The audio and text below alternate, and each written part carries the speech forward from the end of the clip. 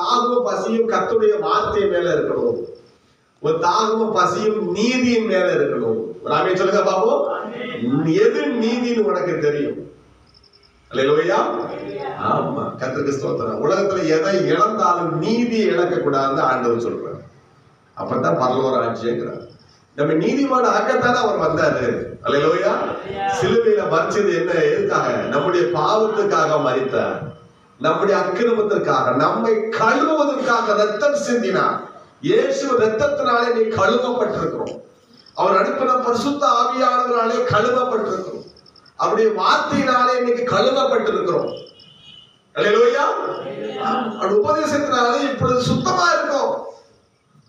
நம்ம ஒவ்வொருவரையும் நீதிமானாக்கத்தான் இயேசு வந்தார். அல்லேலூயா. பிசாசு நம்ம எல்லாம் அசுத்தமாக்கி கொண்டிருக்கிறார். நமக்குள்ளே புகுந்து அல்லேலூயா நம்ம ஒவ்வொருவரையும் அசுத்தமாக்கி கொண்டிருக்கிறார். அல்லேலூயா. யாரையும் இயேசுவை விட யாரையும் அதிகமா நேசிக்க கூடாது.